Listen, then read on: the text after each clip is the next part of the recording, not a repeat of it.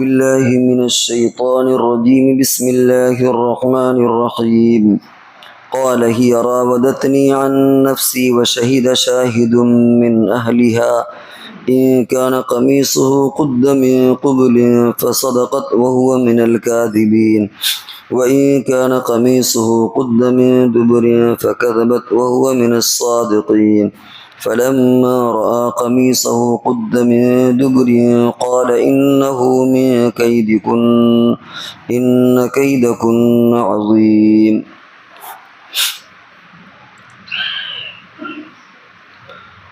ان آیات میں جو فوائد مفسرین نے لکھے ہیں ان کا تذکرہ چل رہا ہے. یہ جو آیت آپ کے سامنے پڑھی گئی اس میں یہ بھی ذکر ہے کہ اللہ تبارک و تعالی نے یوسف علیہ السلام کی برات کے لیے ایک بچے کی بھی گواہی اور شہادت دلوائی. بچے کی گواہی معتبر ہے یا نہیں یہ ایک الگ مسئلہ ہے، اور اس سے پہلے سبق میں بات آئی درس میں کہ اتنا چھوٹا بچہ جو بولنے پر قادر نہ ہو اور وہ بولے تو وہ ایک معجزہ اور کرامت کے قبیل سے ہوتا ہے، اور ظاہر بات ہے کہ پھر اس کی بات ہر انسان مان لے گا، اور خاص طور سے جب اللہ تبارک و تعالیٰ نے اس کی بات کو ذکر کیا اور اس پر گویا اس کی صداقت پر مہر لگائی تو اب کوئی کلام ہی نہیں ہے. تو اس بچے نے بھی گواہی دی یوسف علیہ السلام کے بارے میں، بڑی حکیمانہ بات کہی کہ اگر کرتے کا دامن آگے سے پھٹا ہے تو یوں ہوگا اور پیچھے سے پھٹا ہے تو یوں ہوگا، اور اس نے پوری اپنی بات کہی. روایتوں میں آتا ہے کہ 4 بچے جنہوں نے بچپن میں کلام کیا، بچپن سے مراد دودھ پیتے زمانے ہو، ورنہ بچپن میں تو 3 سال 4 سال سے بچے بولنے لگتے ہیں. مراد ہے کہ وہ زمانہ جس میں عام طور سے بولنا ممکن نہیں ہوتا. ایک بچہ تو وہ ہے جو فرعون نے اس بچے کو اس کی ماں کی گود سے لے کر کے جلتے ہوئے تندور میں ڈال دیا کہ تم موسیٰ پر جو ایمان لائی ہو موسیٰ علیہ السلام پر ان کا انکار کرو اور دوبارہ اس مذہب کو چھوڑ کر میرے مذہب پر آ جاؤ، اور اپنے آپ کو خدا کہتا تھا. چنانچہ ماں نے جب دیکھا کہ بچہ آگ میں ہے اور وہ گھبرائی تو بچے نے کہا کہ امی یا اماں مجھے کوئی تکلیف نہیں ہو رہی، میں تو بالکل گلے گلزار ہے میرے لیے، تم بھی آنا ہو تو آ جاؤ. ایک یہ بچہ ہے. ایک اور بچے کے بارے میں ذکر آتا ہے کہ ایک بنی اسرائیل میں حضور علیہ السلام کے زمانے سے پہلے ایک راہب ان کو کہتے ہیں جو عیسائیوں کے پادری یا جو مذہبی رہنما ہوتے تو ان کو راہب کہتے ہیں. اس کا جریج نام تھا. اس کی ماں نے اس کو بلوایا اور بہرحال وہ اس وقت نہیں پہنچ سکا، آواز دی وہ نہیں پہنچا، وجہ کیا ہے واللہ عالم، کوئی خاص عذر نہیں رہا ہوگا. ماں نے ناراض ہو کر بد دعا دی کہ تیرا واسطہ کسی بری عورت سے پڑ جائے. اللہ کا کرنا وہ ماں کی بد دعا قبول ہو گئی. اس سے معلوم ہوتا ہے کہ کوئی بہت عذر نہیں ہوگا، کیونکہ اگر عذر ہو اور ماں بلائے، ماں باپ اور بچے کو کوئی عذر ہو لڑکے لڑکی کو، تو وہ اس طرح کوئی بلانے پر فوراً نہ جانا کوئی اتنا بڑا گناہ نہیں. اگر وہ معذور ہے، نماز پڑھ رہے ہیں آپ کسی اجرے میں، ماں باپ نے بلایا، بعد میں چلے جائیے، بتا دیجئے فلاں کام سے تھے، کوئی اور مصروفیت ہو تو یہ وقت اور تقاضا طے کرتا ہے کہ عذر تھا کہ نہیں. بہرحال کوئی عذر ایسا خاص نہیں تھا. ماں نے بد دعا دے دی. ہوا یہ کہ کچھ عرصے کے بعد ایک عورت تھی جو بکریاں چراتی تھی، اس نے کسی سے بدکاری کی، جو بچہ پیدا ہوا تو اس نے انہی کے سر تھوپ دیا کہ یہ جریج کا فعل ہے، جریج کا عمل ہے، اسی کا بچہ ہے.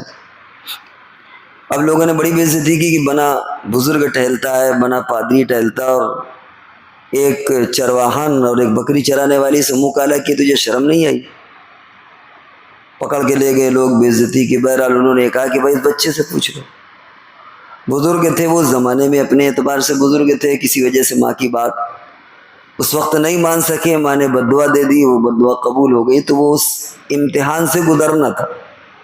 تھے بہرحال بزرگ، انہوں نے کہا کہ اس بچے سے ہی پوچھ لو. چنانچہ روایتوں میں آتا ہے کہ اس بچے نے گواہی دی ان کے بارے میں کہ یہ پاک دامن ہے، اور جو اس کا اصلی باپ یعنی جس سے بدکاری کی تھی اس کا اس نے نام لیا کہ اصل فلانے کا ہوں۔ اسی طرح تیسرا بچہ یہ جو آپ نے پڑھا بھی، یوسف علیہ السلام کی برات کا اظہار کیا، اور چوتھے جن کا خود قرآن میں ذکر ہے حضرت عیسیٰ علیہ السلام ہے۔ حضرت مریم رضی اللہ عنہا سے پیدا ہوئے، بہت شرم آئی ان کو کہ میں جب جاؤں گی تو لوگ کیا کہیں گے، یا اخت ہارون ما کان ابوک امرأ سوء وما کانت امک بغیہ۔ جب بچہ لے کر کے آئیں تو لوگوں نے کہا کہ مریم تجھے کیا ہوا، تمہارے تو ماں باپ ایسے نہیں تھے، تم تو بڑے شریف خاندان سے، یہ تم نے کیا کالا کارنامہ انجام دیا، تم بچہ ساتھ لے آئی۔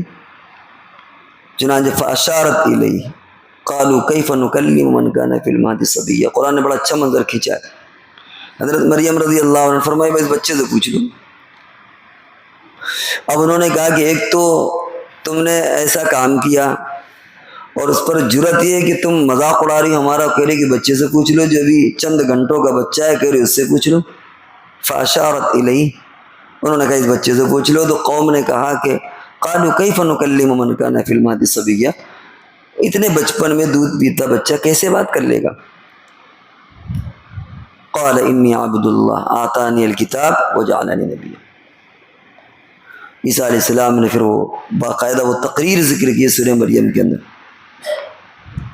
وہ بھی بڑی وحدانیت کی تقریر ہے، خالی ایک دو جملہ نہیں کہا، باقاعدہ پورا لیسن اور پورا درس دے دیا، پورا سبق دیا ہے، پورا رکوع اس میں ذکر ہے اللہ کی وحدانیت، اپنا تعارف، اپنی ماں کا تعارف، اور پورے پرزور انداز میں وحدانیت کی۔ قال انی عبد اللہ آتانی الکتاب وجعلنی نبیا وجعلنی مبارکا اینما کنت واوصانی بالصلاۃ والزکاۃ ما دمت حیا وبرا بوالدی ولم یکن، اپنی والدہ کی خوبیاں اور اپنی کہ میں کیا ہوں، اللہ نے مجھے کیا بنایا، اور اللہ ایک ہے، پوری تقریر کی۔ تو یہ 4 بچوں کا ذکر آتا ہے، اور یہاں اگر آپ غور کریں تو ان 4 بچوں میں ایک کے علاوہ سب کا تعلق عفت اور پاک دامنی سے، ایک کا تعلق تو آزمائش سے، ایمانی آزمائش، باقی 3 بچوں کا ذکر عفت اور پاک دامنی سے، یعنی انہوں نے جو گواہی دی وہ پاک دامنی کے لیے، الگ الگ واقعات میں کہ نہیں یہ پاک دامن، یہ پاک دامن، یہ پاک دامن۔ یوسف علیہ السلام کے بچے نے کہ یہ پاک دامن، جریج والے واقعے میں کہ یہ پاک دامن، اور عیسیٰ علیہ السلام کے واقعے میں کہ میری ماں پاک دامن۔ اس سے معلوم یہ ہوا کہ پاک دامنی کا کتنا اعتبار ہے اور کتنی اہمیت ہے شریعت کے اندر۔ آج لوگ ذرا سے اس پر لوگ شکوک و شبہات قائم کر دیتے ہیں، لوگوں پر تہمت لگا دیتے ہیں، الزام لگا دیتے ہیں، انہیں اس کا شعور نہیں۔ شرعی اگر حکومت ہو، شرعی اگر